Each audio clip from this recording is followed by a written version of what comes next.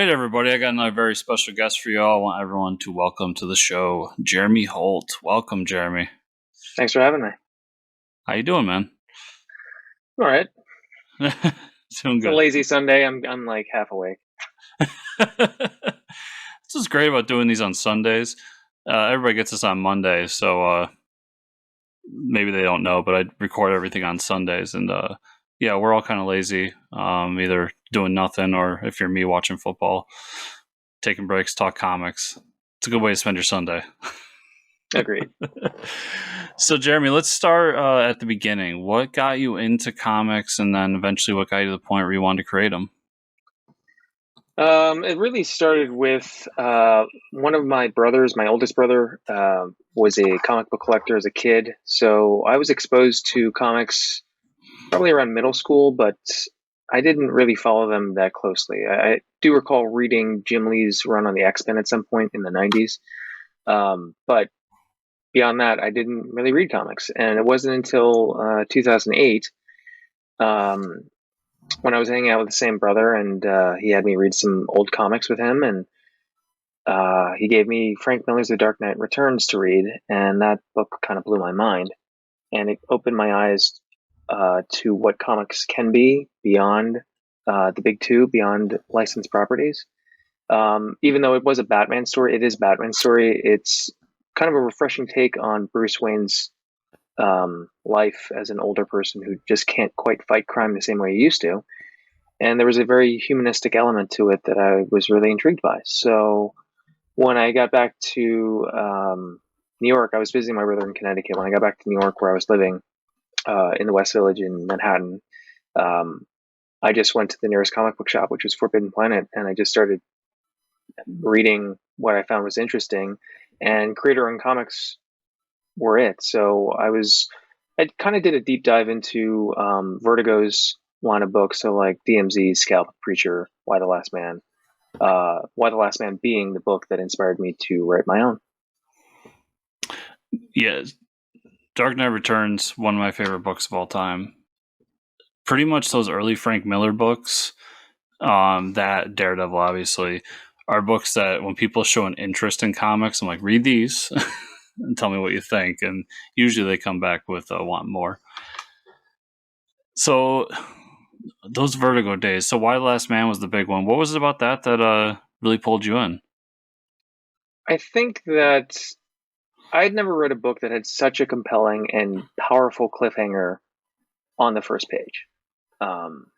I didn't know you could do that. It felt very cinematic to me, and having graduated from film school, something about it just resonated with me. And I thought, well, I'm never going to be a film director. I'm not going to be, a screenwriter, but maybe I could just try to write comics and kind of bypass the whole Hollywood machine and just kind of tell these epic tales on a much smaller budget, essentially. Yeah, I've been getting that more and more. People who either currently work in Hollywood or formerly work in Hollywood or wanted to work in Hollywood, and they came this way to tell a very cinematic story inside these books. And it's really cool to see that more people are finding cool ways to tell interesting stories inside these books. So you were really drawn to the independent stuff, as we call it. Was there any interest in the big two superhero stuff, or did that just never really? Not really. I mean, I think I read a handful of the New 52s when they came out through DC. I mean, I lean more towards Marvel, I'd say, but even that, I mean, there's so much continuity that I just wasn't. It felt like homework, and I mean, I did read Bendis and Pichelli's Miles Morales, which was amazing to see just a person of color infused into that world. But I didn't keep up with it. I was too busy reading The Walking Dead and Young Liars and Minimum Wage and Invincible. All good stuff. So real quick, because I was reading about you earlier, you said you had an older brother that collected comics. How many siblings did you have? So I have 5 siblings. So I have an older brother, older sister. I'm a triplet, so I have 2 triplet brothers and then a younger sister. That was what I was going to go on, because when I read you were a triplet, I don't think I've ever met somebody that's a triplet before. And it's very interesting. So as you're reading and you read This Why Last Man, you decide this might be something I want to do. What was the book that first came to mind that you decided to jump in on, that you created?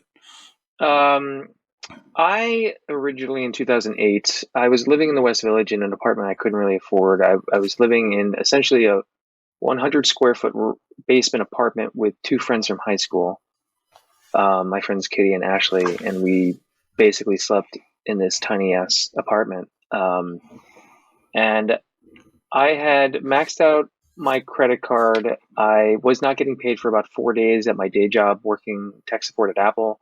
And so I didn't really have any other choice but to just stay in. And I think I had like a bag of cashews to kind of subsist on for 4 days, and I drank a lot of water. And I just decided to stay in and write. And I started writing what I thought was going to be the most amazing zombie comic.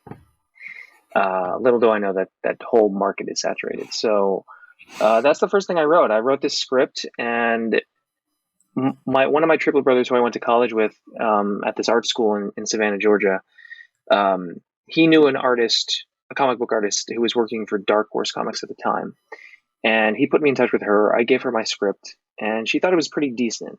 She had a lot of notes, but she said, our college hosts Editors Day every year, where the college brings 6 editors to do portfolio reviews. You should maybe try to make that, and I can put you in touch with the sequential art department and see what happens. I was like, sure.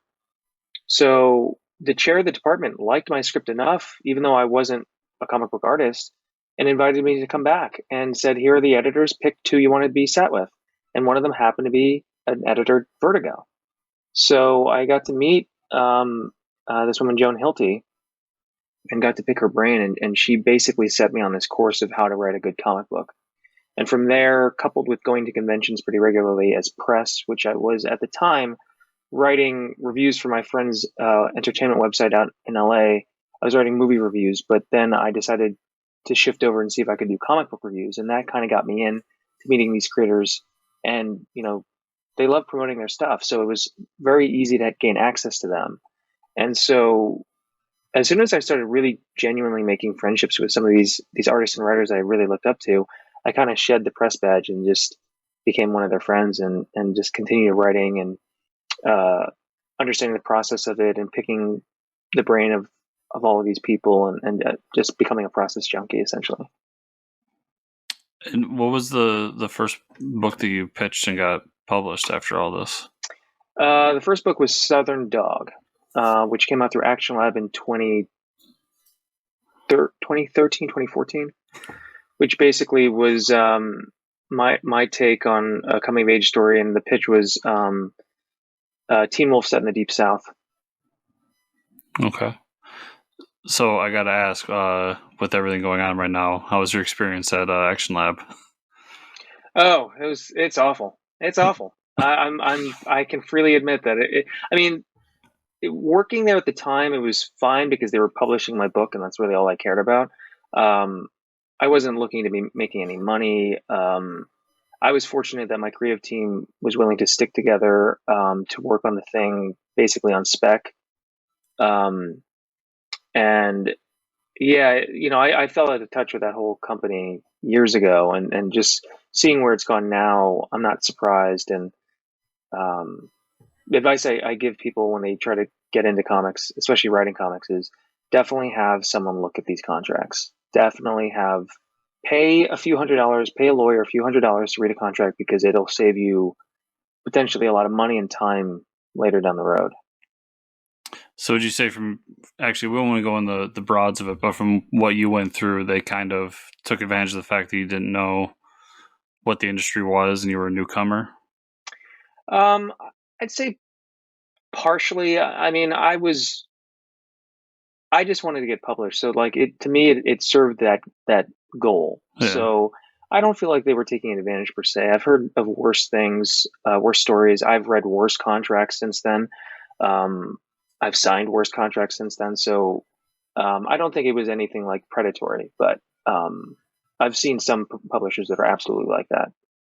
Okay. I've been reading a lot on what as we all have, on what happened with them. And when I reached out to people I knew privately who worked with them, they had like kind of similar to you, very neutral to good things to say. And I was like, well, obviously something's happening. So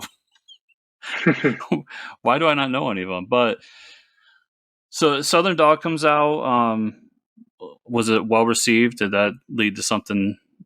The next No, thing? I No. honestly, it's been a grind up until I got the green light for my image book. Everything else was a grind. I mean, some of these books, I mean, Southern Dog was the first one. Then I did 2 series with Monkey Brain Comics, which was a digital publisher for a bit, which Chris Robertson was the kind of brainchild behind that. So it was an honor to work with him. And I did 2 series called Skinned and Art Monster. Skinned ended up getting printed as a graphic novel through the publisher Inside Comics. Art Monster I never ended up finishing, and then Monkey Brain went under, or they closed their doors. But then I found some success at Inside Comics. So Skinned was one that I was published there. Skip to the End, which was a music is time travel storyline, got published, and then I did a 2-book series called Before Houdini and After Houdini, which was also published there. So like books were coming out, but no one had heard of Insight. No one still has ever heard of Insight. People have mixed feelings about Action Lab. Monkey Brain was a cool thing for a hot minute. So none of this really moved the needle on my career. And it wasn't until I got the Image deal that it all changed. Yeah, I can honestly say I think the only reason I know Monkey Brain was, didn't they publish the Mark Waid book? Yeah. I'm gonna forget the name of it, and but Chris is like well known for iZombie, which became relatively phenomenal great series. show. Yeah. So the book you did was revolved around music. What kind of challenges is it doing music inside of a comic book, or having music as a part of the story in comic book? Oh, it was super complicated. I mean, I basically took my all-time favorite band, Nirvana, and I wanted to use them as an allegory. And I have a deep, profound love for the band. I have a deep, profound love for the music of the Pacific Northwest in the 70s and 80s, that whole DIY movement. And so I wanted to just tell a story of a guy who loses his best friend and is struggling to remain sober, hasn't moved on from a moment in his life where he was once famous and he was doing something he loved with his best friend. And then he finds a guitar that allows him to travel back in time. And it's really an exploration into addiction in all its forms, about loss, and about how fandom can be a pretty toxic thing. So I'm not a musician by trade by any means. So to write a book about a band, I needed to have a song. I needed a song that was going to be the thread that runs through the entire book. So fortunately, a friend of mine from college is a very talented musician as well as a very talented screenwriter. He still works in the movie business. And I said, could you write me a song in the vein of In Bloom by Nirvana? Something that might sound like it if you were reading the lyrics on the page. And he said, yeah, I'll see what I can do. And in like a few hours, he sent me the lyrics. And he called the song Skip to the End. The original title of the book was not that, but when I read this song, I was like, can I use both the title and the lyrics? He's like, yeah, it's all yours. So using that song was basically a narrative anchor for the protagonist to basically try to navigate the complexities of his life. Did you ever get the song recorded or release it in any way? No, I did reach out to a musician who's a very talented sound engineer out in somewhere in New Jersey. He has his own studio, and I was put in touch with him through mutual friends, and he's a huge fan. And he said I can do this. He said I can do the vocals similar to Kurt. I can do all the instrumentation. I can write all the music for it, and I can mix, master, produce it. I said, oh, that sounds great, but the price was. He's like, this is like my friend of a friend deal, but I can't go any lower than this. And he quoted me this number. I was like, I'd love to, but I can't. Like, yeah. I just didn't have the money. So it was a nice idea. I was thinking of it, like trying to package it with the comic, which actually my buddy Matt Rosenberg has a new Image book coming out, and he's managed to package albums with. I was like, dude, you're so cool. That's literally what came to mind was that book because it comes with a vinyl record, right? Yeah, it's so rad. Yeah, because I remember. I just read the first issue yesterday. He sent me the first issue yesterday, and I was blown away. I'm so proud for him. He's doing great stuff. Yeah, I have some of the old Marvel vinyl record comics that they did. I don't know Oh if you're aware of these. no! They're kind of like read-alongs, but they came with like a little. I'm not Oh very familiar wow! with vinyl, but it comes with like a tiny vinyl record.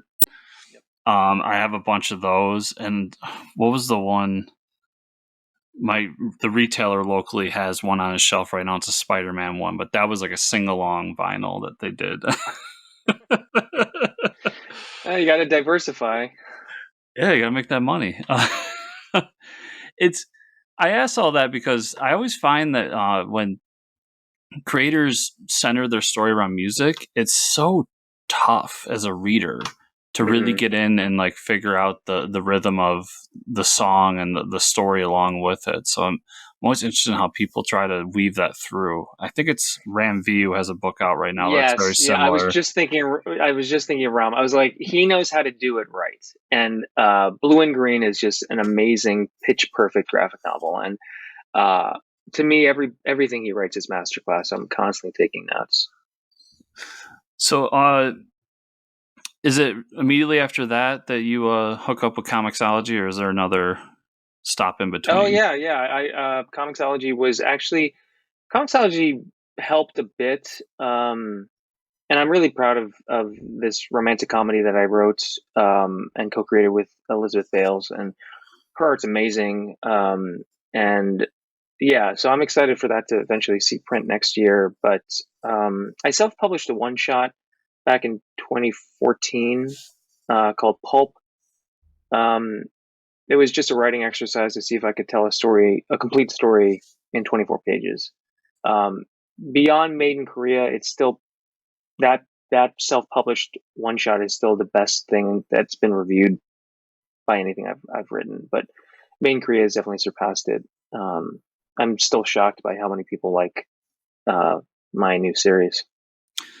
Yeah, when doing my research on you, Pulp, as soon as I saw it, because as soon as you hit noir, you got my attention. Okay. That's actually what got. Obviously, I'm a big Brubaker fan, but that's what got Pornsec on my radar as well when he started doing Good Oh, Asian. cool. Yeah. So I'm interested to find that and check it out.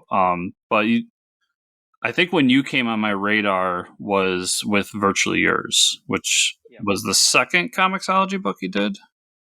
Is that right? That's the only Comixology originals I've done. Oh, the Houdini one wasn't the Comixology original? No, those were through Inside Comics. Oh, okay. So yeah, so I guess my question there is how do you get in contact with Comixology, and what's their whole process in bringing you aboard? I know. I'm forgetting his title at Comixology. I'm also blanking on his name. I haven't not had any coffee today. So I knew somebody. He's pretty high up at Comixology, and he was always very supportive. I don't even remember how we met.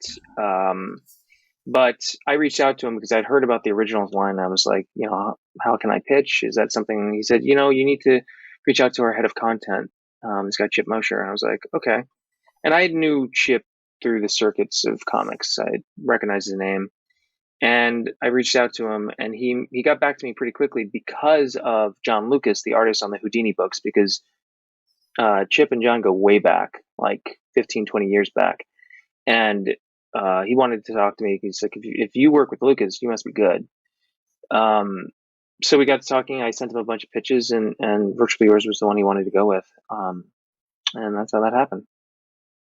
And for anyone that doesn't know, what is Virtually Yours? Virtually Yours is my homage to the rom-com, centering on a dating app in New York City. This app provides all the proof of being in a relationship without actually being in one, so it frees you up to do things you actually care about. As someone who is going on so many first dates, it's exhausting. It's like a second job. I wish this app existed. So yeah, and it's just basically this two protagonists, Eva and Max, come from very different walks of life, and um, I get to kind of explore a lot of the tropes that I enjoy about rom-coms, and I threw out the ones that I find kind of hokey, and got to just tell my version of rom-com that I would love to watch on the big screen. What is it about a rom com that you wanted to do for a comic? I love the genre. I mean, I will draw the line at like Hallmark movies, even though I've watched a handful of those. But like a good rom-com, it's just it's fun, it's whimsical. I mean, like, Isn't a romantic is a great one. I'm forgetting the actress's name in it. And then, the classics like Notting Hill and Love Actually. But it was Jennifer Caton Robinson's Netflix original film Someone Great that transformed my thinking about how to tell a rom-com. Because what she did with that film was that story isn't about two people falling in love. It's about two people. How did two people survive falling out of love? And it's set in New York City, and her use of music was so clever where, these rom-coms, they stack these soundtracks with like popular artists, and they make, a very catchy soundtrack that you can then buy. What she did was she used, catchy songs that were licensed and part of the soundtrack, but they were also part of the narrative. So anytime the song came on in a scene, it would transport the character back to a moment where she had this, great time with her ex. And it's like that's how music works. It's time travel. And she did it in this film, and it was so poignant and so perfect. And watching that film had me completely rethink what I was doing, and I think it made for a better story in the end. Was that the movie where the couple was getting divorced and they were still No, living together? no, it's Oh. Gina Rodriguez is the main actress in it, and oh, God, I know actors' names so well now. I'm just blanking on all of them. Anyway, it's about friendship. It's about these three friends, and Gina Rodriguez's character is falling out of love or breaking up with her boyfriend. And it's just, how does she navigate that? And it's what I've read. It's Jennifer Kitten Robinson's kind of love letter to New York City, and it's done so well. It portrays New York in a very accurate way, which is also very refreshing. So yeah. I'm not the audience for these types of movies, so just not my thing. But when you're talking about it, I'm like, I think I actually know this one. Apparently, I did not. So you do that. Did you get a lot of press for that one? I remember I saw quite a few things about it. But Yeah, I will admit that Comixology's PR department is fantastic. Superfan Promotions are really good at what they do. They really know how to kind of approach it from like a multi-pronged approach to get word out about a book.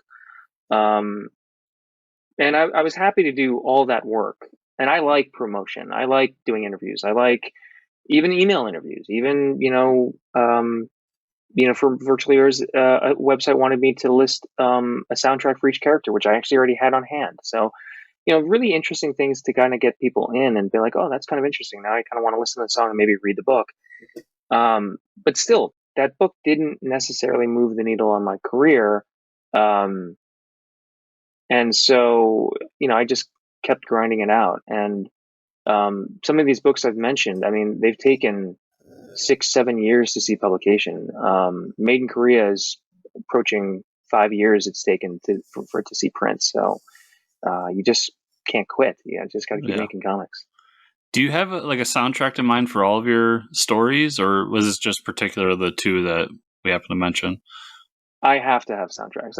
I generally do a soundscape, as I call it, for a book I'm working on. Just music that gets me immediately in the headspace. These aren't really complex soundtracks. Oftentimes, I will listen to one song for like 8 hours. Like, in fact, I've done this for so long that I started getting worried, and I had to look up, do I have a mental condition where I can listen to one song for 8 hours? I mean, when I was writing Skip to the End, I listened to In Bloom 8 hours a day for like 7 months, and it never got old. So yeah, I just need something to get me in that headspace. Music is the only thing that quiets the noise of like not wanting to write or wanting to go do something else. And once I hear a song, I'm just transported there, and I can just start working. I I have a similar. I can't say 8 hours at a time, but I think it was like earlier in the week. I actually listened to Machine Gun Blues by Schultz Distortion like 4 times in one day because I listened in the morning. It got stuck in my head all day. I'm like, I want to listen to it again, again, again. Yeah, it's interesting. And like I was reading into it, and it's like it does hit these um, parts of our brain that are just very like it's very satisfying, even though to someone else it's like, how can you listen to that multiple times? Well, I wonder sometimes with music because I notice I discover new things as I go along too. But a lot of the stuff I still listen to on the regular is stuff I listened to when I was a teenager in my early 20s, aka the easy times of my life. Mm, And I wonder sometimes if that's what happens to people is they just, like you said, it's a time machine. So you go back and you're like, okay, let's go listen to this NoFX album, and now I'm 18 again, and all I have to worry about is yeah, like, that girl or homework or whatever stupid right. crap. I don't have to worry about the bills and adult stuff anymore. Yeah, yeah, for sure. Um, so then I guess what we call the breakout is Made in Korea, and that's from Image Yeah, Comics. That's the next yeah. stopper on the trip. What's Made in Korea? Main Korea is my take on an artificial intelligence story, focusing on the complexities of adoption and identity. So this this book in particular, what is it that you think that really has allowed it to gain so much traction as opposed to the other stuff? I think AI is a beloved subset in the genre of sci-fi. Um, I don't meet a lot of people that aren't into AI. I mean, some people like don't like Skynet and Terminator and stuff like that. But generally speaking, I think it's one that most people want to see because it's on the horizon of our reality. Um, and on the other side of that, Main Korea was supposed to come out in 2019. Um, but when we got the green light, my co-creator George, they had already accepted a contract on another book, so they were gone for at least a year. And then the world fell apart. So it got pushed 2 years. But in those 2 years, I have been fortunate enough to see such a change in representation within Hollywood and within pop culture and media that I feel lucky. Like it was almost fate that Made in Korea came out 2 years later, where Bong Joon Ho wins Best Picture for Parasite, and Chloe Zhao is getting nominated, and Lee Isaac Chung gets nominated, and Steve Yeun's getting nominated, and Squid Game is becoming super popular. I mean, like Korean culture and Asian culture, generally speaking, and even Shang-Chi, everyone is really open and receptive to it. And I think that that's also part of it. Was Made in Korea was just the title alone sets it above the rest. Um, and I think people appreciate stories that have proper representation. As someone who grew up playing, like I was very much a video game person growing up, played a lot of Japanese games. He's in storage right now, but usually there's a Pokemon right behind me. Um, what do you think it is about right now that's finally brought Asian culture to the masses? I think I'm not entirely sure. I don't. I think BTS is definitely a huge influence on that wave of Korean culture specifically, but just Asian culture in general. Korean dramas have become super popular, and they've just basically made their way over here. Um, I mean, my niece, who is I think 12 or 13, absolutely obsessed with K dramas, and this is a biracial girl living in Miami, half white, half Dominican, who is obsessed with K dramas, and it's like that's wonderful. Like is learning Korean. I mean, she just loves these stories, and I've gotten sucked into a couple of them, and I totally get it. Um, And also, I think the K dramas are very interesting because it changed the pop culture landscape in Asia when they started becoming really popular. Because, from what I understand, Korea, Japan, and China, they there's usually like a major export from one of these countries that becomes popular, and it kind of takes main stage for years. So, like martial arts films were super popular coming out of China for a very long time in Japan. And then here comes Korea with these K dramas, which are a complete antithesis to those things which are hyper masculine and violent. And these stories are emotional and subtle, and these men have emotional intelligence, and they can cry and they feel things, and they're not just using their fists. And um, I think it really resonated with most people there because I remember reading a story about women in Japan were taking bullet trains to Korea to meet these eligible Korean bachelors because they wanted to meet a suitor that could feel things. And I think just in general with the patriarchy, with misogyny, and with men, straight men, you know, they're men aren't given that leeway, aren't given that room to emote, and aren't raised to emote. So I think that's, it's all a combination of all those things.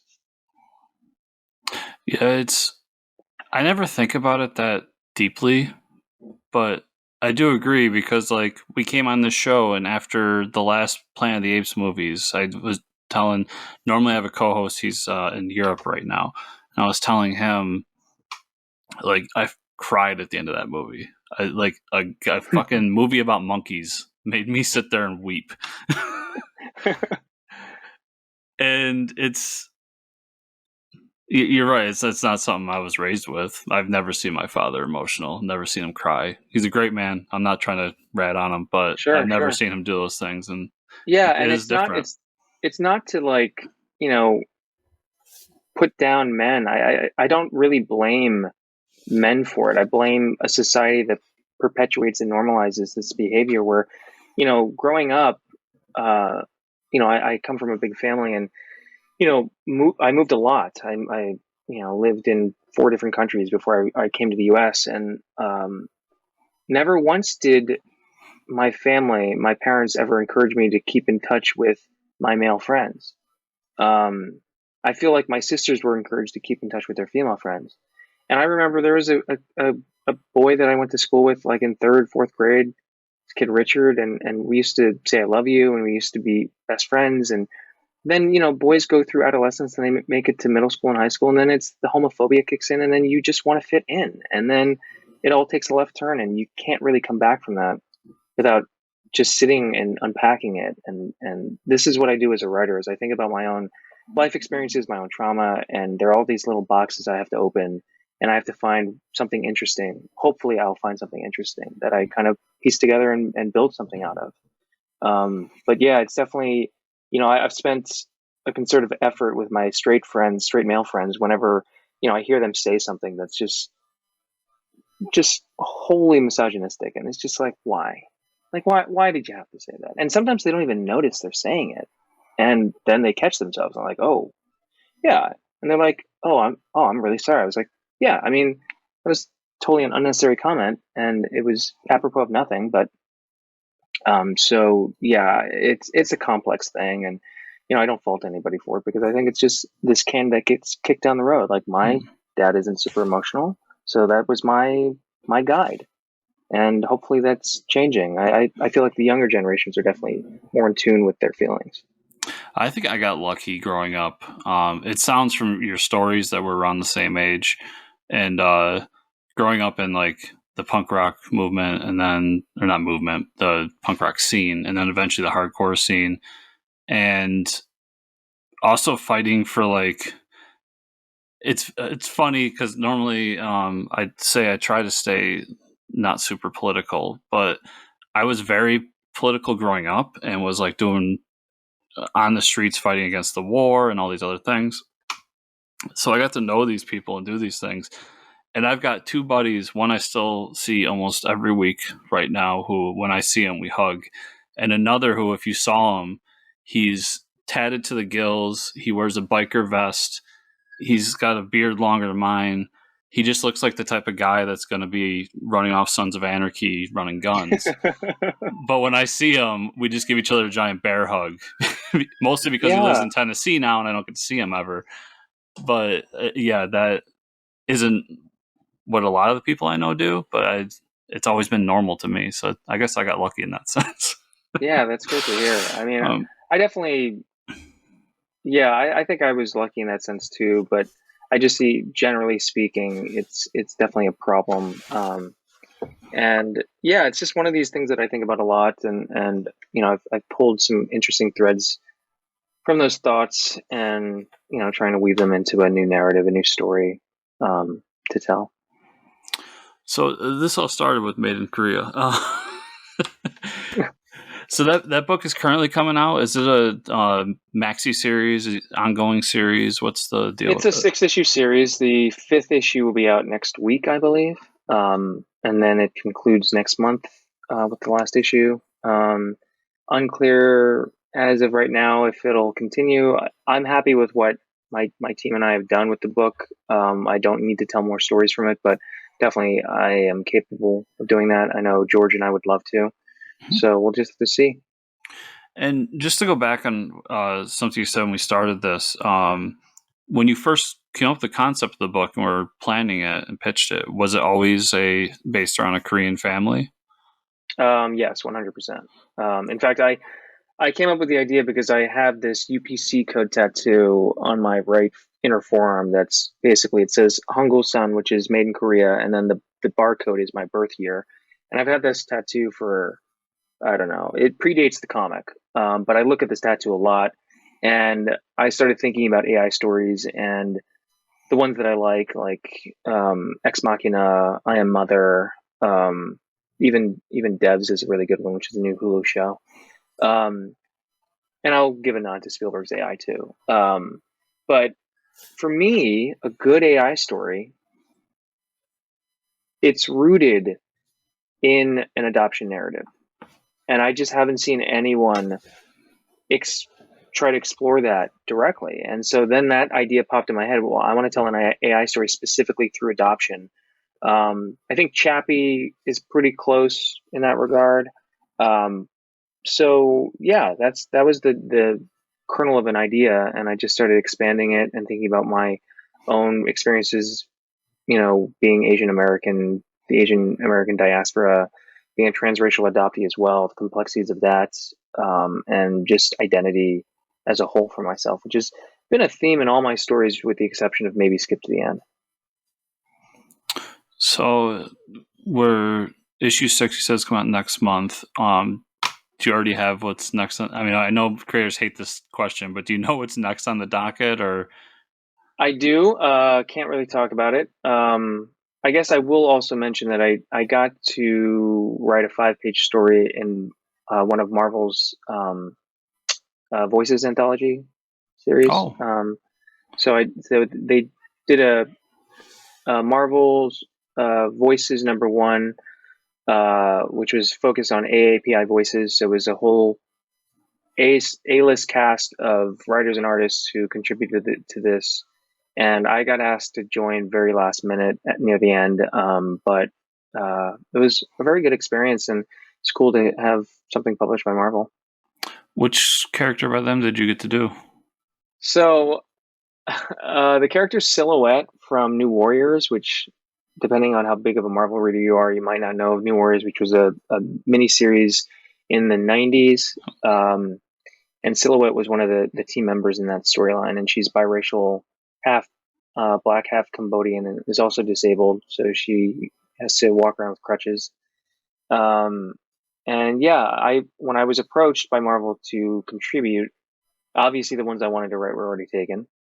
So I said, "Can I write a biracial character?" And they said, "We'll get back to you." And my editor called me and was like, "I'm really embarrassed, but we don't actually have a lot of biracial characters. DC seems to have a ton, but we don't have a lot. But these are the ones we have. So what do you think?" And I liked Silhouette's kind of story, and I read all the back issues of New Warriors, and I do find a lot of those narratives problematic with how they were written, and how the characters were depicted, and even Silhouette, which is wild to me. So she has this ability to travel through shadow, teleport through shadow, which sounds pretty cool. But in her storyline in New Warriors, whenever she does this, she comes out the other end completely naked. And I'm like, why? What? Like, the Hulk can keep his pants on, but let's have this woman lose her clothes every time she uses her power. So, like, she's in the middle of a fight with the Punisher and she loses her clothes. I was like, I hate this so much. It's just so male gazy. And so I have ideas if I could ever reboot New Warriors where I would take it, but I know they attempted to do it maybe a year ago, and I don't think it ever took off. But yeah.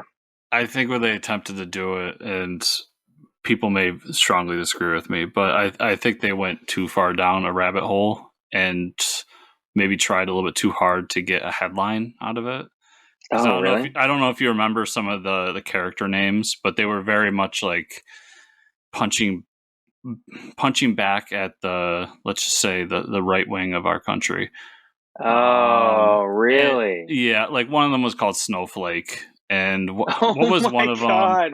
It was That's very like terrible. cringy, too, in my opinion, like too far in certain Yeah. ways. Like I think there's criticisms of anybody across political spectrums. I think you can do great political commentary across the board, but I think both ways you can get a little cringy and go a little too far on things.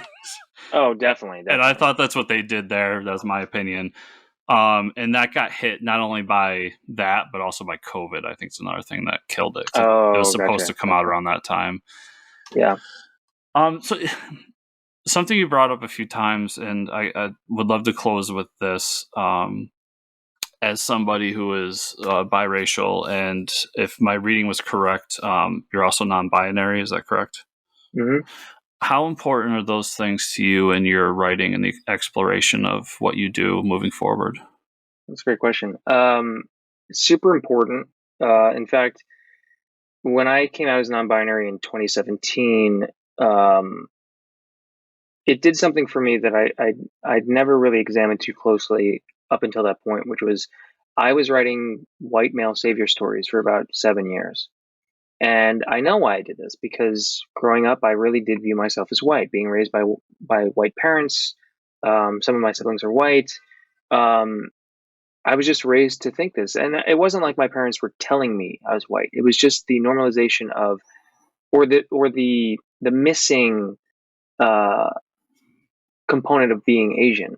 Um, I didn't grow up culturally Asian, but once I started examining that, I realized that that's not my story, and I was trying to write a story that I thought was authentic to me, but it really wasn't.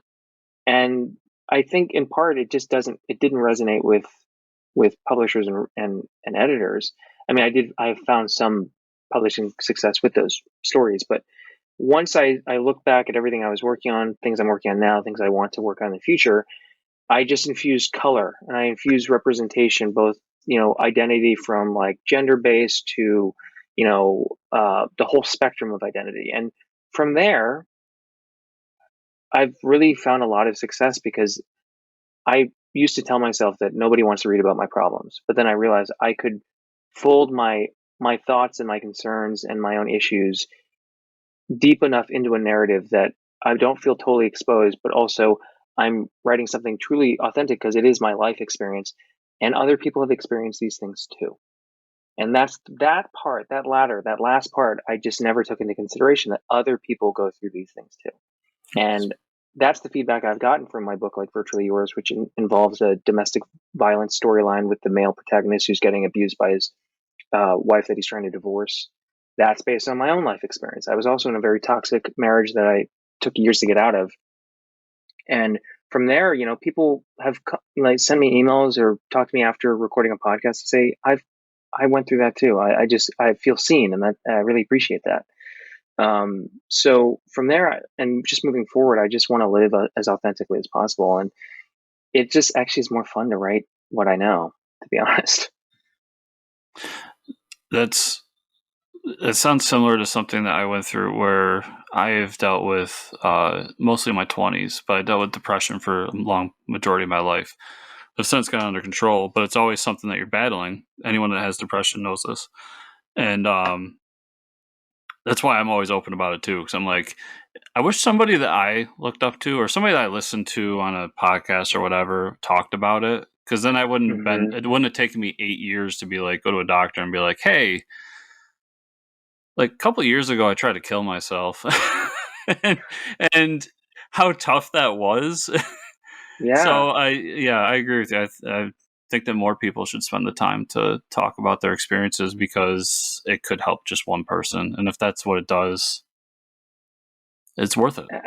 absolutely. It's about destigmatizing these things and having these conversations, and I'm glad that you've found Yeah. support and help, and it's great. I mean, excuse me, that's how this should be. I mean, we all can help each other out in ways that I think none of us can expect. Yeah, it goes back to something I say all the time. Let's all try to be better. Yes, yes. Let's start doing it on Twitter by being nice to each other, everybody. So, At the very least. so I think with that, Jeremy, where's the best place where I can send people to follow your work? On social media, it's Jeremy Holt Books across the board. My website's Jeremy Holt Books. My Twitter and Instagram, Jeremy Holt Books. And everybody, I'll have a link down below to Jeremy's website, and I'll even add the Twitter handle as well, so y'all can go follow him. Jeremy, thanks so much for joining me today, talking, and hopefully we can do it again someday. Yeah, I really appreciate it.